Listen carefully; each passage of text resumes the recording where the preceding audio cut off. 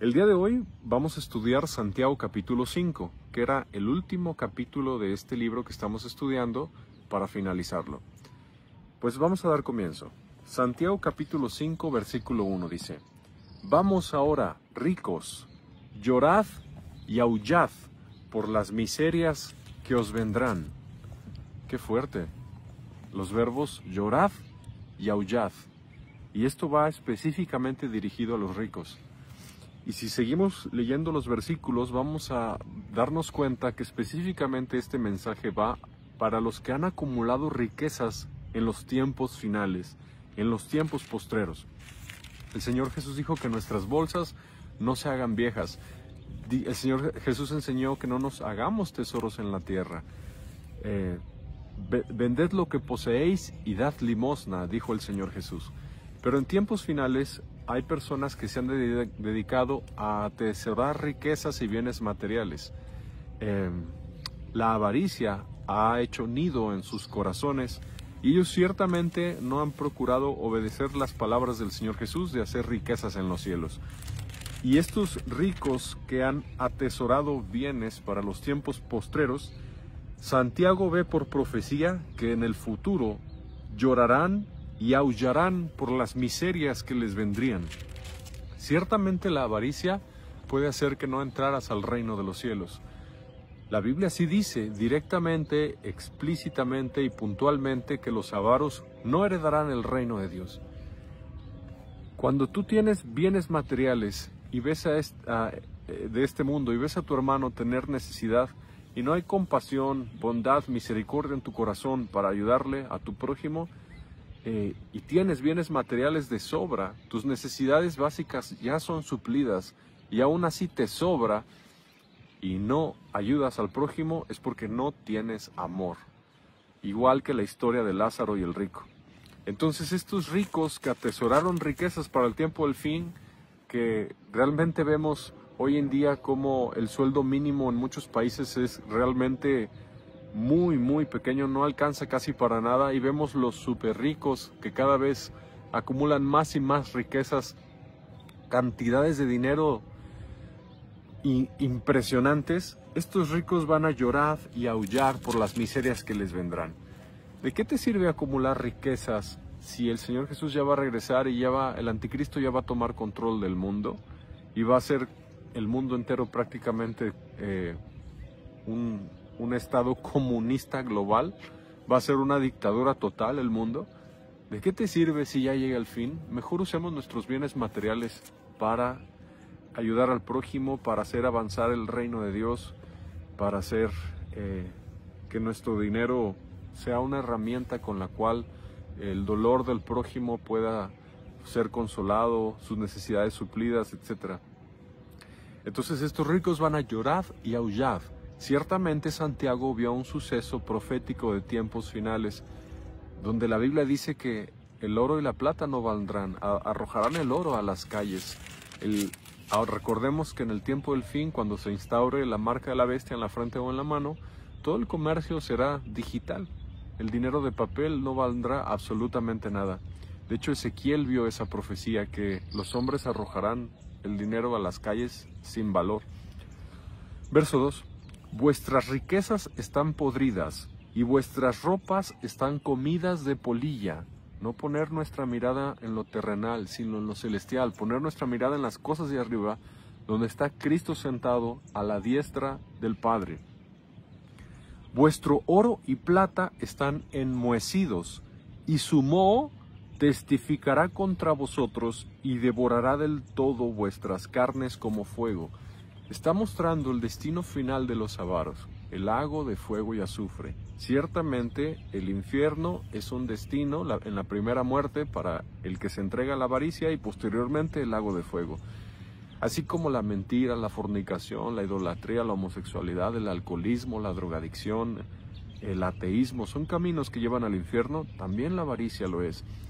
Y hay muchos pecados que es fácil darse cuenta si uno los tiene, ¿no? Pecados de vicios, pecados de conducta, pecados de alguna cosa externa, es fácil darse cuenta, pero la avaricia no es tan fácil darse cuenta. La avaricia es una levadura que entra en el corazón y es realmente muy difícil que una persona diga, es verdad, yo he tenido avaricia, me arrepiento, confieso mi pecado y me aparto de esta maldad.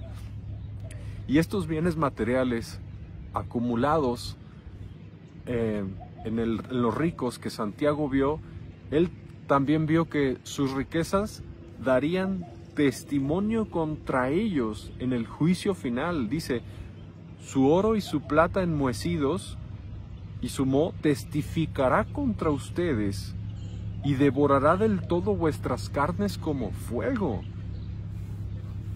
En este canal es mi deber predicar contra el pecado, porque te amo. Y si sé que la idolatría lleva al infierno, si sé que el alcohol lleva al infierno, si sé que la idolatría, la homosexualidad, la fornicación, el lesbianismo, la pornografía, si sé que hay muchos pecados que llevan a la condenación, porque te amo, te advierto para que te salgas de esos caminos de muerte y te metas al camino estrecho, te metas al Evangelio de Jesucristo para que vayas a la vida eterna, porque te amo. Y la avaricia es uno de esos caminos de muerte que lleva a la condenación. Tienes suficiente ingreso y recursos para suplir tus necesidades y aún te sobra, y lo que te sobra lo tienes guardado para la acumulación de riquezas. Creo que eso entraría dentro de la clasificación de la avaricia. Y el Señor Jesús quiere que seamos desprendidos. Este mundo se pierde, se le tiene que predicar el Evangelio, hay mucha necesidad. Hay muchas personas que mueren porque no tienen dinero para adquirir tratamientos médicos, etc. Hay tanto dolor y necesidad en este mundo y hay personas que tienen de más. Te repito, sus necesidades ya han sido suplidas y ellos aún siguen acumulando. Dice, habéis acumulado tesoros para los días postreros. Esta también es una visión que Santiago, por profecía, que es Santiago hermano de Jesús, ve como en el tiempo del fin hay una inmensa acumulación de riqueza. Hay realmente un contraste muy fuerte en tiempos finales donde hay mucha pobreza, pero también hay súper ricos. Hay una fuertísima acumulación de riqueza. Y hay un grupo de gente que sí acumuló tesoros para los días postreros y Santiago lo ve y claramente estas personas no conocen, ni entienden, ni comprenden el Evangelio. El verdadero siervo de Cristo, la verdadera sierva de Cristo es desprendido, ayuda al prójimo, usa su dinero para el avance del reino de Dios y de la predicación del Evangelio. Verso 4. He aquí clama el jornal de los obreros que han cosechado vuestras tierras, el cual por engaño no les ha sido pagado por vosotros, y los clamores de los que habían cegado han entrado en los oídos del Señor de los ejércitos. También Santiago ve que en el tiempo final, estos súper ricos, estos hombres avaros, que han atesorado oro y plata y muchas riquezas, lo hicieron en base al engaño, al robo, al hurto, lo hicieron en base a valerse del trabajo de los obreros y no pagarles su jornal con engaños y mentiras, y ellos quedándose con esas riquezas, y Dios lo ve. Entonces, este es un llamado al arrepentimiento a toda persona que ha estafado, que ha cometido un fraude, un robo, y se ha quedado con alguna riqueza causándole dolor y sufrimiento a alguien y engañándolo, a que proceda al arrepentimiento. Porque ciertamente si muere así, no se salvaría. Los avaros no heredarán el reino de Dios.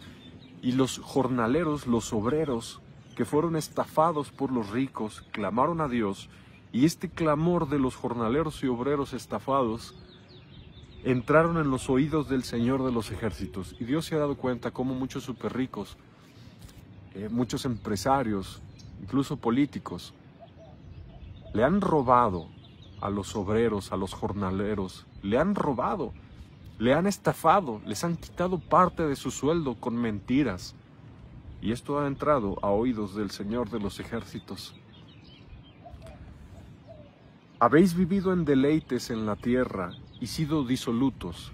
La palabra disolución empleada aquí en Santiago, en el griego, significa lujos. Lujos desmedidos. Entonces, estos ricos que robaron a los pobres, que Dios lo sabe, que en tiempos finales Dios lo sabe, que muchos políticos, empresarios, ricos y poderosos han amasado sus riquezas con el sufrimiento de los pobres obreros y jornaleros.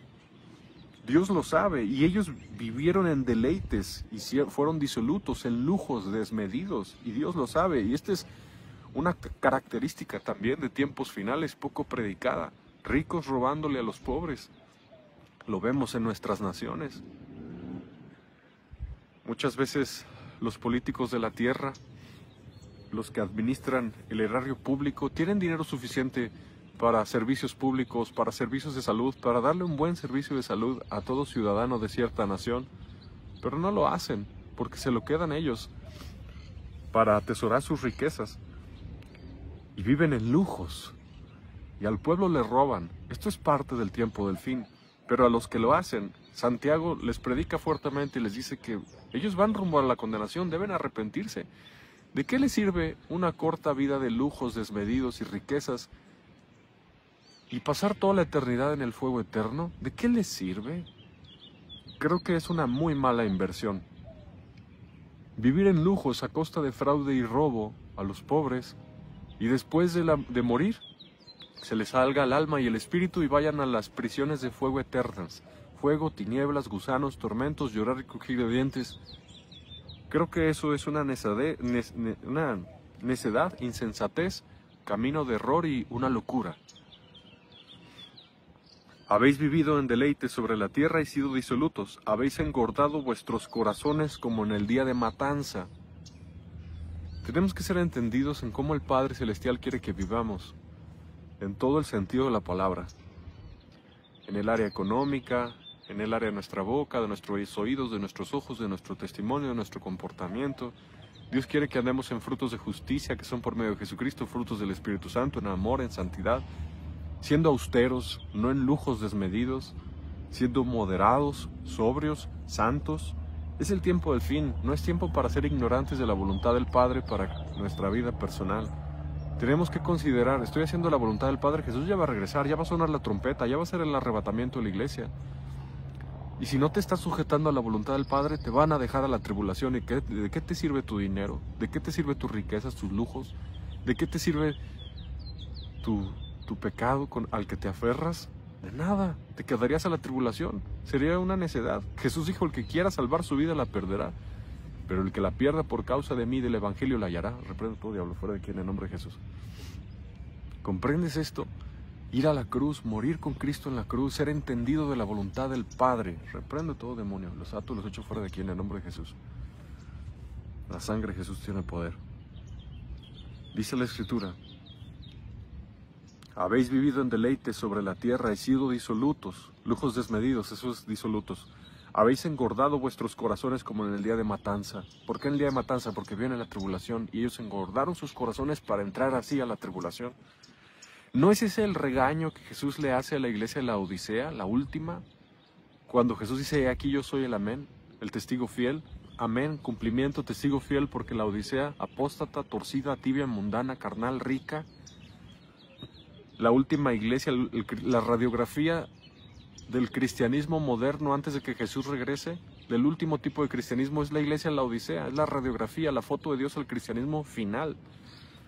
Tú dices que eres rico y de ninguna cosa tengo necesidad, pero no te das cuenta que eres miserable, pobre, ciego y desnudo. Lava tus ojos con colirio, compra oro refinado en fuego para que seas rico, y vestiduras blancas para vestirte. Lava tus ojos con colirio. He aquí yo reprendo y castigo a todo aquel que amo. Sé pues celoso y arrepiéntete. Claramente Santiago vio cómo es los cristianos en el tiempo del fin antes de que Jesús regrese. Dios los ve miserables, pobres, ciegos y desnudos. Y muchos de ellos entrarán a la tribulación por no comprender el verdadero cristianismo, por no comprender el verdadero evangelio, por no comprender cómo agradar al Padre y hacer su voluntad. Esto es grave y delicado. Muchas personas no han entendido ni comprendido cómo es el verdadero camino de Jesús que lleva a la salvación. Y este es un llamado al arrepentimiento y a volverse a Dios. Dice la Escritura aquí: habéis condenado y dado muerte al justo, y él no os hace resistencia. Y esto es un patrón global, general, en lo que el mundo llama el sistema económico mundial. Hay opresión a los pobres, los salarios son míseros, los salarios son paupérrimos, son bajísimos los salarios. Y los empresarios y ricos ganan millones a costa del sufrimiento de los pobres. Y Dios se ha dado cuenta de esto. Hay una esclavitud moderna, ciertamente hay una esclavitud moderna en esta sociedad que atesora y amasa riquezas a costa del dolor del pobre y de sus sufrimientos. Hay una esclavitud moderna y el Todopoderoso lo sabe. Dice el verso 7, por tanto, hermanos, tened paciencia hasta la venida del Señor. Nos llama a tener paciencia. Mirad cómo el labrador espera el precioso fruto de la tierra, aguardando con paciencia hasta que reciba la lluvia temprana y la tardía. Muchos de nosotros estamos en espera de la venida del Señor Jesucristo, que se compara con dos tipos de lluvias, una temprana, que es el arrebatamiento de la iglesia, y una tardía, que es la segunda venida. Santiago demuestra que la segunda venida de Jesús está dividida en dos fases. Una temprana, te repito, el arrebatamiento de la iglesia. También los profetas mencionan la lluvia temprana y tardía, y las dos lluvias vienen de arriba, tipo del regreso de Jesús, lluvia de bendición, aguas vivas que traen cosechas y traen que todo lo verde reverdezca, valga la redundancia, traen vida, alegría, alimento. Tenemos que tener paciencia. Vendrá la lluvia temprana, el arrebatamiento, y la lluvia tardía, la segunda venida. El Señor vendrá y traerá justicia y juicio y dará a cada uno conforme a sus obras y nos librará de nuestro sufrimiento. Tenemos que tener paciencia como los labradores, como los agricultores que labran y trabajan la tierra y esperan que Dios envíe lluvia de los cielos que haga crecer la cosecha. Tened también vosotros paciencia y afirmad vuestros corazones, porque la venida del Señor se acerca. Afirmad nuestros corazones, estar firmes en su pacto, firmes leyendo la Biblia, firmes viviendo en santidad, firmes guardando su palabra, firmes haciendo lo que a Él le gusta, porque ya va a sonar la trompeta. Queda muy poco tiempo, todo lo que vemos se va a descontrolar. Guerra nuclear, hambres, pestes, terremotos, volcanes, asteroides, megatsunamis, la economía caerá. Pronto habrá billones de muertos en las guerras mundiales que vendrán. Esto no es un chiste, la Biblia lo habla y lo profetiza. Y nosotros tenemos que afirmar nuestro corazón y ser pacientes. Estas son virtudes que el siervo, la sierva de Cristo tiene que tener en su corazón para poder serle fieles a Jesús y entrar al reino de los cielos. Cielo y tierra pasarán, pero las palabras de Jesús no pasarán. La mayoría de los seres humanos que tú alguna vez vas a conocer, sea familia, amigos, tíos, primos, compañeros de trabajo, compañeros de escuela, la mayoría de las personas que conoces pasarán toda la eternidad en el lago de fuego y azufre, que es la muerte segunda. No porque Dios lo quiso, ellos eligieron su destino, eligieron el camino de pecado, eligieron el camino de desobediencia, eligieron el camino de transgresión. Dios les ofreció la salvación por gracia a través de su Hijo Jesucristo y no quisieron. Quisieron pecar, fornicar, decir groserías, ver pornografía, emborracharse, drogarse, robar, idolatrar, matar, abortar, vestir ropa inmoral. Ellos eligieron su camino. Dios en su amor los invitó a su reino, pero ellos no quisieron. Pero a los que sí quieren seguir a Jesús, la palabra de Dios hoy enseña que tengamos paciencia y afirmemos nuestros corazones, porque la venida del Señor se acerca. Afírmate en su pacto. Sé constante, disciplinado, diligente, buscando su rostro y su reino. El Señor Jesús conoce a los que le pertenecen, y apártese de pecado todo aquel que invoca el nombre de Cristo. Verso 9. Hermanos, no os quejéis unos contra otros para que no seáis condenados. He aquí el juez está delante de la puerta. Es importante cerrar la boca y no quejarse, porque la queja cuenta como pecado. La queja cuenta como mancha, como suciedad. Entonces, hay que tener mejor acción de gracias, gratitud, que nuestra palabra sea con gracias, sazonada con sal. Recordemos cómo en el desierto Dios envió serpientes al pueblo de Israel por quejarse y muchos murieron y no se salvaron. La queja no es fe, la queja es amargura, la queja va contra la fe. La queja es parte de la carne y tenemos que crucificar la carne, llevar la carne a la cruz y no quejarnos. Es parte de los mandamientos de nuestro Dios, no quejarse, y el juez está delante de la puerta, el juez es el Señor Jesús. La queja ciertamente podría traer disciplina de parte de Dios a tu vida. La queja no sirve de nada, no ayuda en nada, la queja no mejora las cosas. Por más que te quejes, las cosas no van a mejorar, van a empeorar. Al contrario, estarías invitando demonios a tu vida para venir a atacarte en tu salud, quitarte la paz y hacer muchas clases de cosas. Y sí afecta la comunión con el Espíritu Santo, porque la queja hace que contristes al Santo Espíritu de Dios y ya no te hable, tu oración no sea contestada. Afecta tu salud. El juez está delante de la puerta. Ciertamente al Padre Celestial no le agrada la queja, sí le agrada la acción de gracias, la bendición, hablar en fe. Entonces esta es una exhortación a no quejarnos, a revisar qué palabras salen de nuestra boca, porque escrito está que de toda palabra ociosa que hablen los hombres, de ella darán cuenta en el día del juicio. Hermanos míos, tomad como ejemplo de aflicción y de paciencia a los profetas que hablaron en el nombre del Señor. He aquí tenemos por bienaventurados a los que sufren. Habéis oído de la paciencia de Job, y habéis visto el fin del Señor, que el Señor es muy misericordioso y compasivo. Y aquí ahora Santiago nos muestra que tenemos que poner nuestra mirada en el sufrimiento de los profetas, apóstoles y santos hombres y siervos de Dios en la Biblia, cómo ellos sufrieron y encomendaron su causa a Dios, pero ya están en el reino de los cielos. Dios se acordó de ellos y pone un ejemplo muy claro. Job tuvo meses de tormento y de aflicción.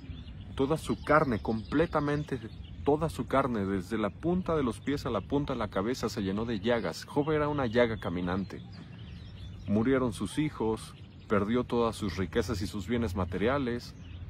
Hasta su esposa le dijo: maldice a Dios y muérete. Todo lo que Job tenía de bueno fue tocado. Y Job, estando en ese grande angustia y tormento del alma, afligido no solamente físicamente con enfermedades, no solamente con la muerte de sus hijos, no solamente con pobreza, hambre y fiebres ardientes y enfermedades terribles, sino también con tormentos espirituales y ataques demoníacos en sueños, porque se dormía pensando que así recibiría un poco de consuelo, y en sueños lo atacaban demonios con sueños horribles y tormentosos. Y de día también, tormentos espirituales. Satanás no le daba tregua, pero Job confió en Dios. Job confesó que en mis ojos he de ver a Dios. Y Job, en muchos pasajes en su libro, demuestra que tiene fe y que espera un día una consolación y restauración. Y ciertamente Dios se le apareció a Job en un torbellino y le restauró su condición, y él terminó mejor que antes. Y aquí la palabra de Dios nos muestra que Dios tiene por bienaventurados a los que sufren, y que recordemos la paciencia de Job y el fin de Job, porque el Señor es muy misericordioso y compasivo. Encomienda a Dios tu causa, confía en Él y espera en Él. La Biblia nos muestra muy claramente: en ti confían los que conocen tu nombre, por cuanto tú no desamparaste a los que te buscaron.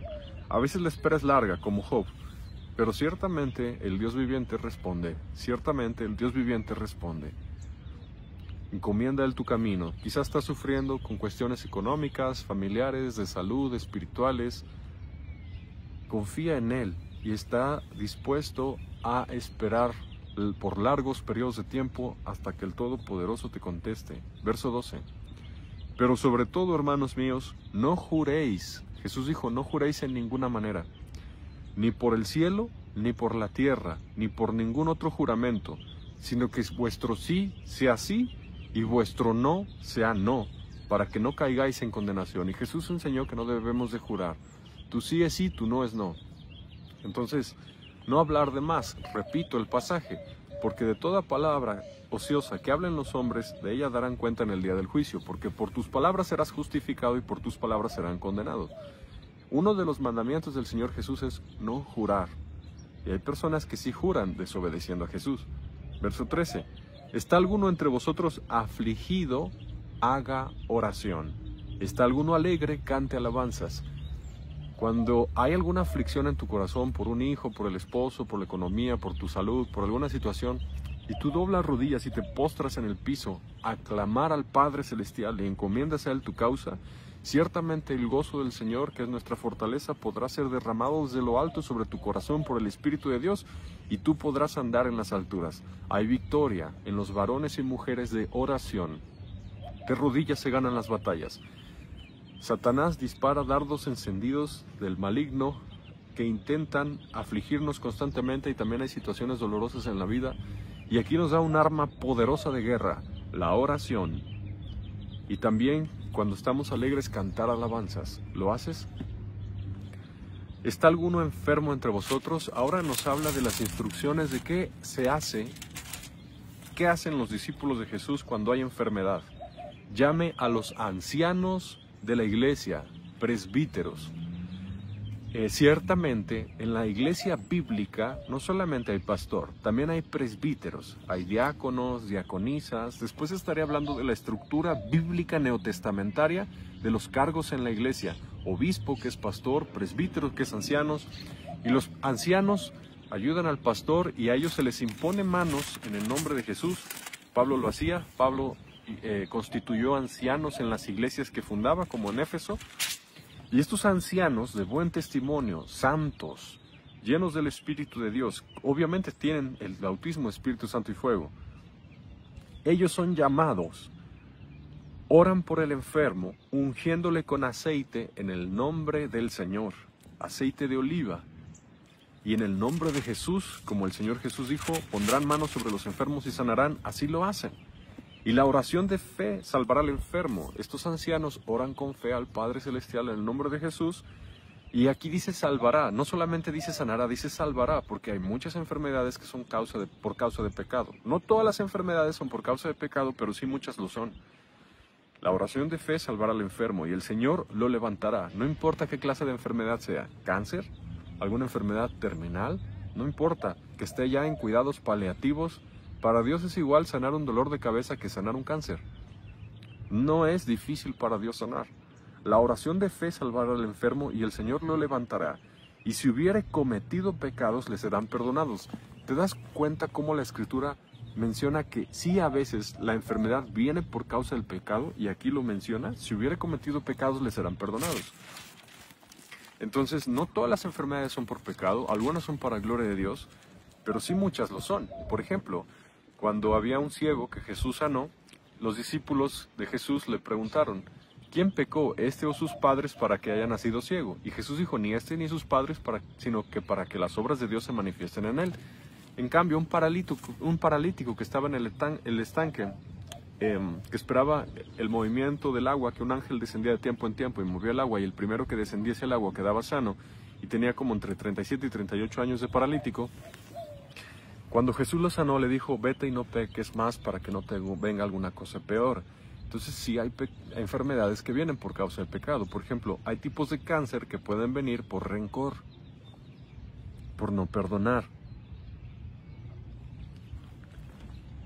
Si hubiere cometido pecados, le serán perdonados. Y ahora muestra cómo el enfermo, y no solo el enfermo, todos nosotros tenemos que confesar nuestros pecados, humillarnos delante de Dios y decirle: Dios, me arrepiento, te confieso, acepto que cometí este pecado, hice esto y lo otro, te lo confieso en voz alta. Y cuando nosotros confesamos nuestros pecados en voz alta y le pedimos perdón al Padre en el nombre de Jesús, se rompe el derecho legal que los demonios tenían sobre nosotros para traer maldición, enfermedad, muerte y opresión a nuestras vidas.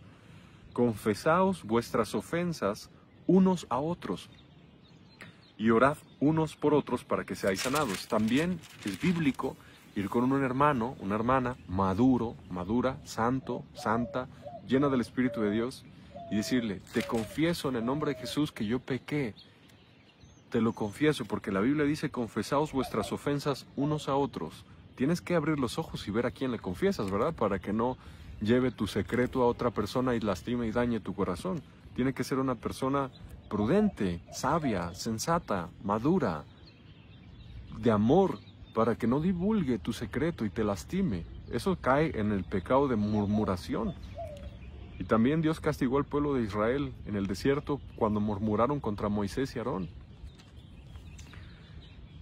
Pero es bíblico buscar un hermano maduro y decirle: yo pequé, te lo confieso, te pido que ores por mí, por mi restauración.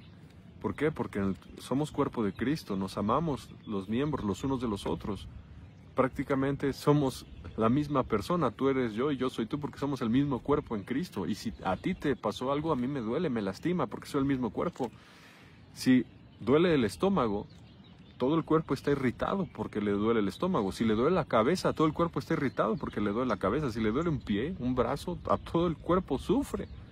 Cuando un hermano cae, peca, resbala, todo el cuerpo de Cristo sufrimos. No nos gusta ver que nuestros hermanos en la fe caigan y pequen y se ensucien y les pasen cosas malas. Nos dolemos. Entonces confesamos las ofensas unos a otros y oramos unos por otros para que seamos sanados.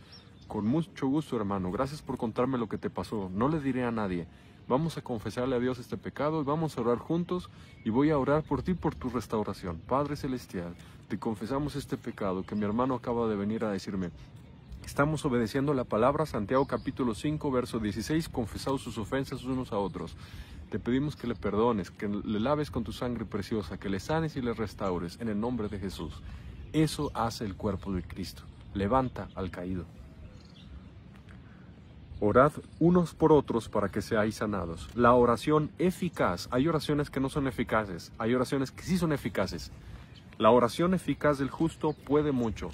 ¿Qué hace que una oración sí sea eficaz y qué hace que una oración no sea eficaz? ¿Sabes qué? Confesar pecados. Si la persona ora pero no se arrepiente, su oración no es eficaz. Pero si la persona se arrepiente previamente y levanta manos santas, su oración sí será eficaz y será oída en lo alto. La Biblia dice que el sacrificio de los impíos es abominación. Si levanta manos sucias, sin intención de arrepentirse ni convertirse, le cuenta por pecado y no es acepto en los cielos. Por ejemplo, si un esposo se pelea con su esposa y la trata mal, le dice cosas ásperas e hirientes, y el esposo no se reconcilia con su esposa e intenta así orar a Dios, no va a ser escuchado su oración en lo alto y su petición. Primero tiene que ir a reconciliarse para que no haya estorbo a su oración y su oración sea oída en lo alto. ¿No enseñó el Señor Jesús esto? Si tu prójimo tiene algo contra ti, deja tu ofrenda ahí frente al altar y ve y reconcíliate primero con tu hermano y después ven y presenta tu ofrenda. Esto enseña la Escritura. La oración eficaz del justo puede mucho. Si nosotros lo hacemos en base a la palabra y conforme a la Escritura, la oración eficaz del justo puede mucho. Y habrá poder en la oración. Habrá sanidad, liberación y la respuesta del cielo vendrá. El verso 17. Elías era un hombre sujeto a pasiones semejantes a las nuestras, y oró fervientemente para que no lloviese, y no llovió sobre la tierra por 3 años y 6 meses. Esto de que dice que Elías era hombre sujeto a pasiones semejantes a las nuestras significa que él también era tentado, pero él decidió no pecar. Claro que alguna vez pecó, el único que nunca pecó fue Jesús, pero ciertamente él era un hombre justo y no dejaba que esas pasiones y concupiscencias dominaran en su carne. Aquí muestra claramente cómo debe haber una vida de santidad y obediencia que respalde la oración para poder tener poder.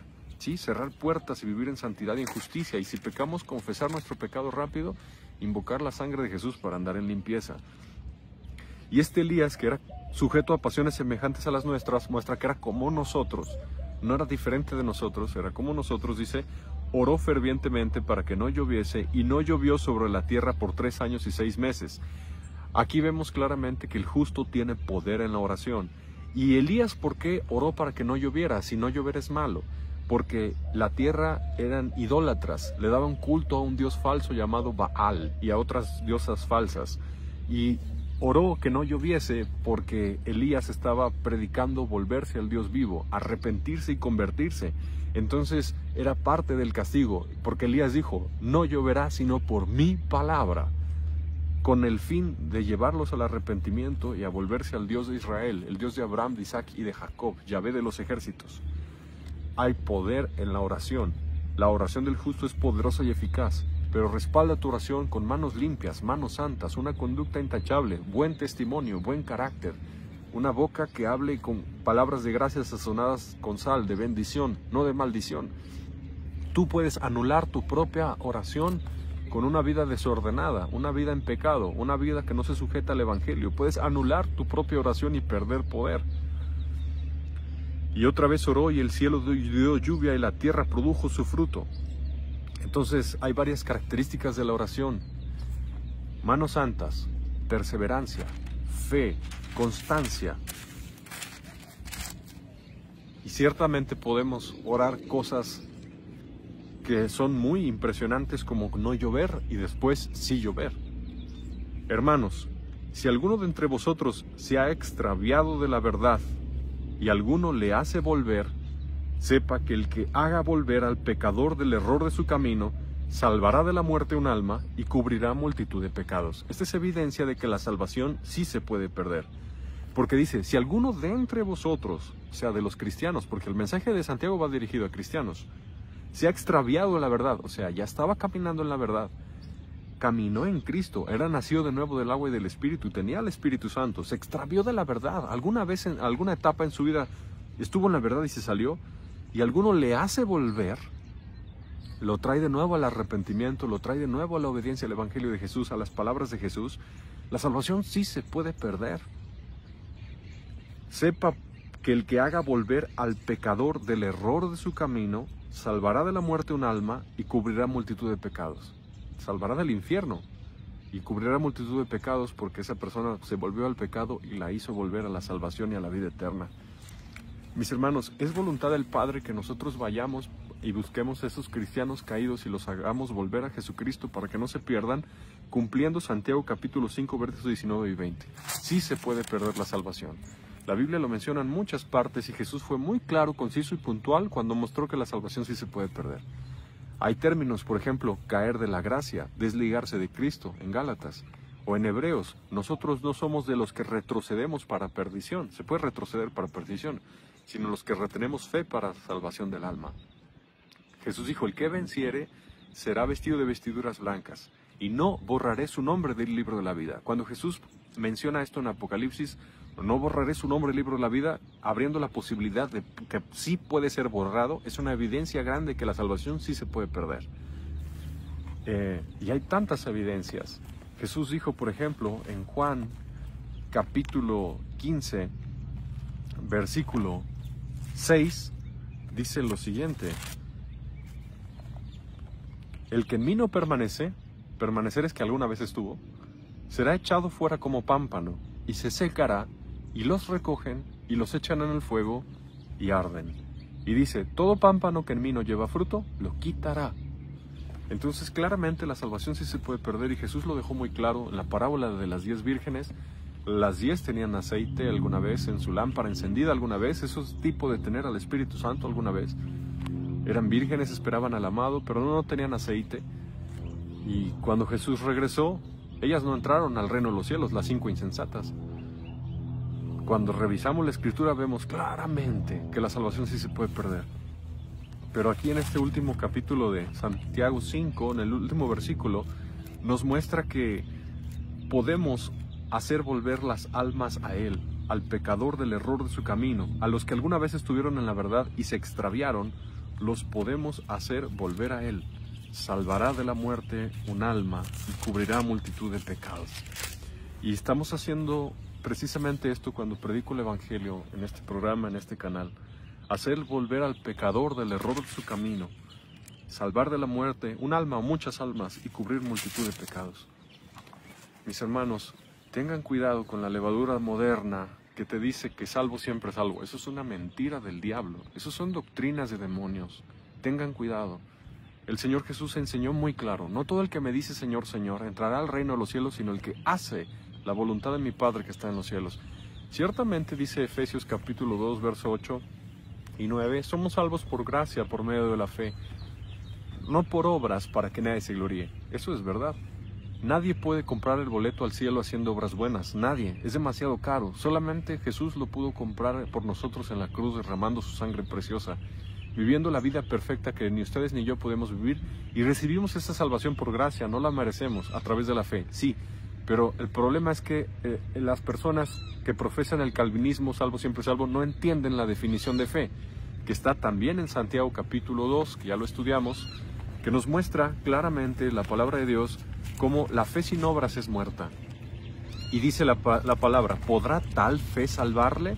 La Biblia en Santiago capítulo 2 nos muestra que la fe se perfecciona por las obras y que la fe actúa juntamente con las obras y que la fe sin obras es muerta en sí misma. Es decir, la fe no es un mero conocimiento intelectual y saber que Jesús murió por mí en la cruz y resucitó. No, ese no es fe que salva. Fe es lo creo, obedezco, avanzo. ¿Lo entiendes? No es un mero concepto intelectual, es un motivo de vida. Dice la palabra de Dios que hasta aún los demonios creen y tiemblan, pero los demonios no obedecen. Y nos muestra varios ejemplos de personas que fueron justificados por la fe y nos muestra que tuvieron obras, como Abraham ofreciendo a Isaac, o Rahab la ramera escondiendo a los espías, y dice que fueron justificados por la fe demostrada por sus obras. Entonces, claramente, el que dice que cree y no obedece, esa fe no puede salvarle. Si tú dices creo en Jesús, pero no obedeces a Jesús, te irías al infierno así. La fe que no obedece es una fe que no salva, porque esa no es fe para Dios. Pero la fe que obedece a Jesús, esa fe sí salva, porque esa es fe genuina para Dios. ¿Lo entiendes? ¿Lo comprendes? La fe actúa juntamente con las obras y la fe se perfecciona por las obras. Y Santiago 2:24 enseña, vosotros veis pues que el hombre es justificado por las obras y no solamente por la fe. Esto no contradice Efesios capítulo 2 verso 8, que dice que somos salvos por gracia por medio de la fe, no por obras. Porque claramente aquí muestra que esta justificación que es por obras y por fe, es por una fe que se mueve, que lo demuestra que existe esa fe. ¿Lo entiendes? No es la obra buena la que te está salvando, es la fe llevada a la acción, llevada a cabo. Somos justificados por obras y no solamente por la fe, dice Santiago capítulo 2, verso 24. Y esta página prácticamente ha sido arrancada por la doctrina calvinista del cristianismo moderno. La salvación sí se puede perder. Dejas de tener fe, dejas de tener salvación. Dejas de obedecer a Jesús, eso es evidencia que dejaste de tener fe, aunque en tu mente creas todavía creer. ¿Lo comprendes? Porque como el cuerpo sin espíritu está muerto, así también la fe sin obras está muerta. Entonces, si dices que crees en Jesús, pero no le obedeces, en realidad no crees en Jesús y por lo tanto no serías justificado y salvo. Y sí, Santiago capítulo 2, cuando habla de la fe y las obras, habla de la justificación. La justificación es perdonado, salvación, sí habla de la salvación, no habla de otro tema. Entonces, mis hermanos, peligro y cuidado con el cristianismo moderno que a veces enseña cosas que no son verdad y no son bíblicas.